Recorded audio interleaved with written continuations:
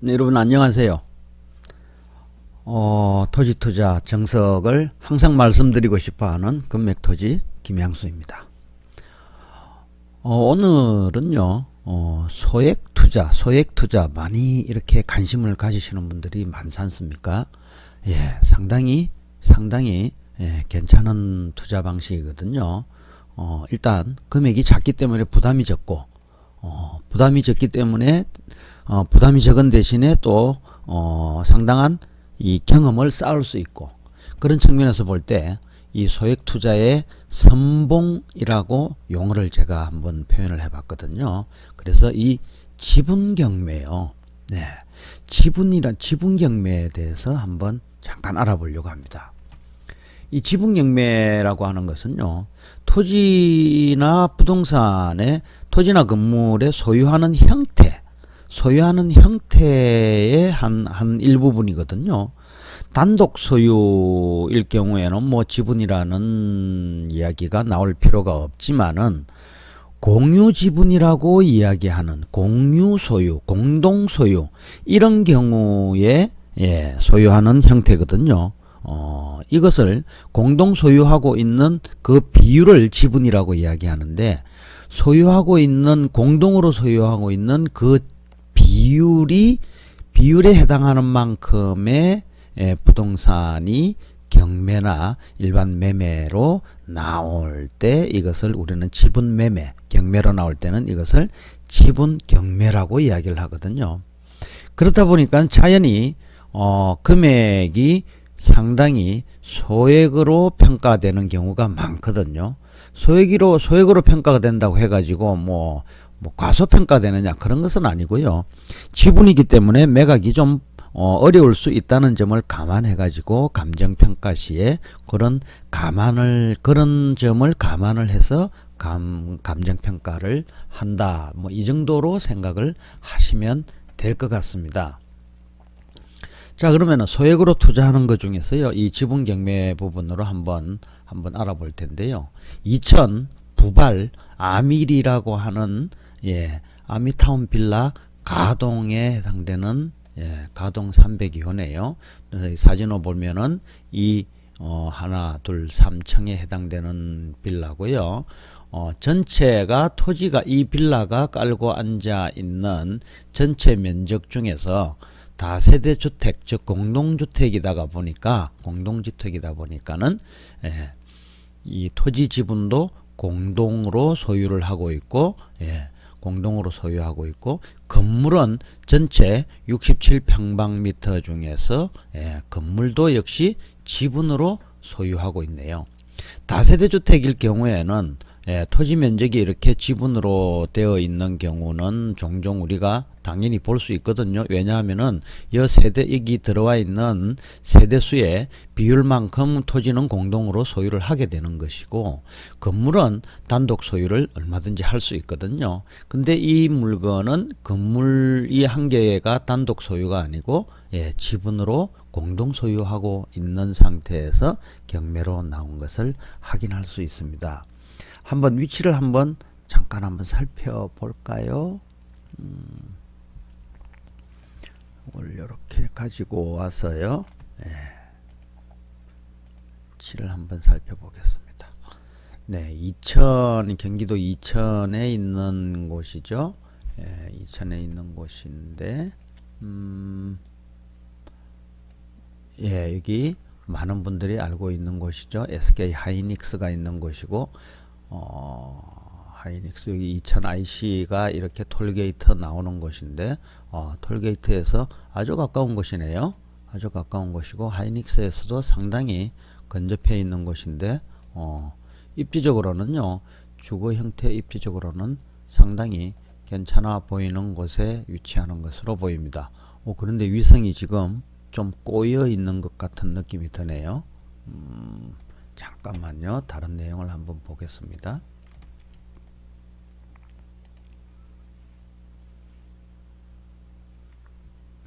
다음 지도를 한번 살펴볼까요? 어떻게 되어 있는지. 네, 지금 이제 제대로 된 것 같습니다. 아까 거기에는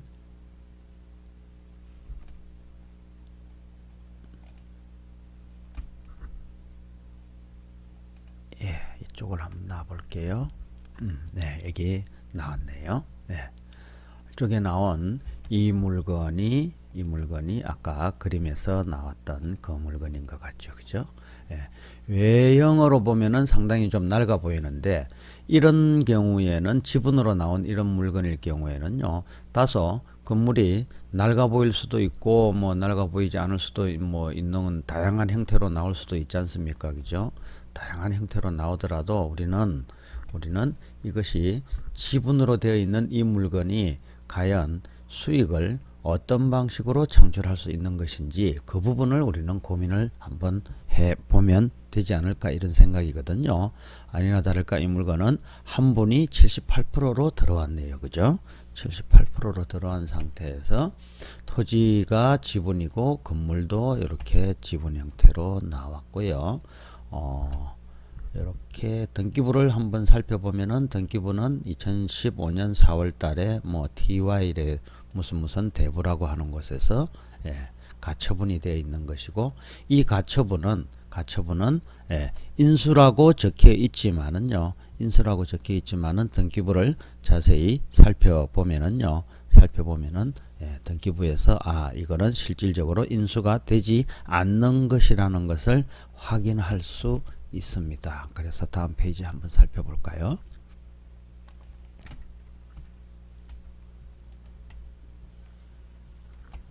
예. 여기에 매각대상 선순위 가처분이 있는데 가처분의 피보정 권리가 소유권 이전 등기 일부 말소 청구 등기권 이렇게 되어 있지 않습니까? 예. 근데 요 등기부를 자세하게 살펴보면은요. 등기부에 재미있는 현상이 보입니다. 자, 여기에 협의분할에 해가지고 김민씨가 있던 것을 협의분할에 해가지고 상속이 되었는데 김민씨가 사망을 하면서 소유권 이전이 정기순씨 앞으로 협의분할에 해가지고 단독 상속이 됐지 않습니까? 단독 상속이 됐는데 여주지방법원의 확정 판결로 해가지고 이 단독 상속된 것을 아니다. 단독 상속된 것은 문제가 있다. 이것은 잘못된 것이다. 라고 해가지고 정기순 씨와 채무자, 이 채무자가 여기 나와 있는 채무자 김모 씨겠죠. 이 사람과 같이 공동으로 상속된 것이다. 라는 내용으로 등기가 다시 됐지 않습니까? 그죠? 이 다시 된 등기가 YTFNI 뭐 대부 주식회사에서 요 확정 판결을 통해 가지고 요 채무자 명의로 소유권을 공동으로 소유권을 이전하도록 만드는 것이죠.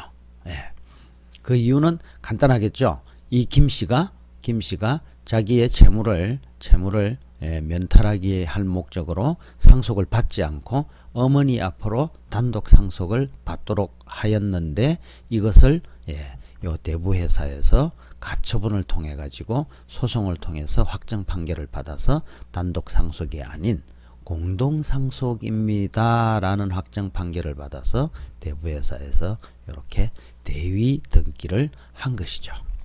재밌는 사건이죠. 그죠? 자, 그러면은 요 소유권 일부에 대해서 가처분한 것이 거기에 보이는 것이고 그러고 나서 다시 이제 강제경매 개시가 결정이 됐지 않습니까?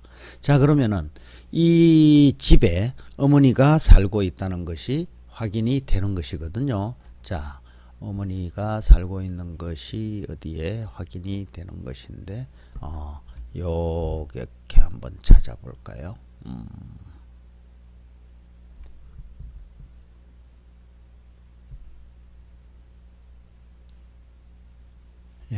여기에 어머니가 살고 어머니가 여기 누굽니까? 소유자 정기순 씨요. 어머니가 살고 있는 것이 잠깐만요. 한번 살펴보겠습니다.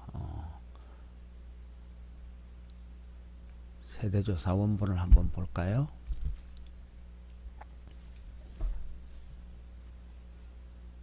네, 여기 보이죠, 그죠?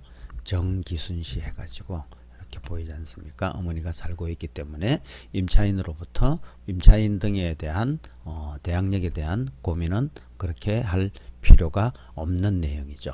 자, 그렇다면은 우리가 이 물건을 낙찰을 받게 되면은 낙찰을 받은 사람은 이 자제분과 어머니와의 그 관계를 이미 우리가 알고 있는 이상은 요 금액으로 낙찰을 받고 다시 매각을 할 수 있을까요? 어머니나 그 자제분에게요. 예, 매각을 할 수 있는 가능성이 훨씬 높다고 저는 판단을 하거든요. 그래서 지분 경매일 경우에는 이렇게 78%, 60%, 70% 이렇게 낮은 비율로 낙찰을 받았을 때 정상 가격으로 이게 나머지 지분권자에게 여기서 살고 있는 분에게 다시 재매각을 하게 되는 그런 아름다운 투자를 할 수 있는 경우도 있다는 것을 말씀드리고 싶은 거죠.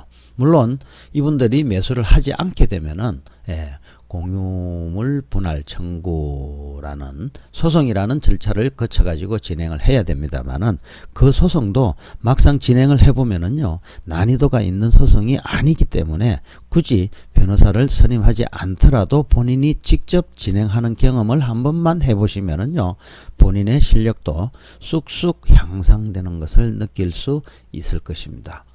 여러분들의 항상 뜨거운 투자 수익, 뜨거운 활동을 기대하면서 오늘은 지분 소액으로 투자하는 지분에 대해서 같이 알아봤습니다. 토지 투자의 정석을 이야기하는 김양수였습니다. 감사합니다.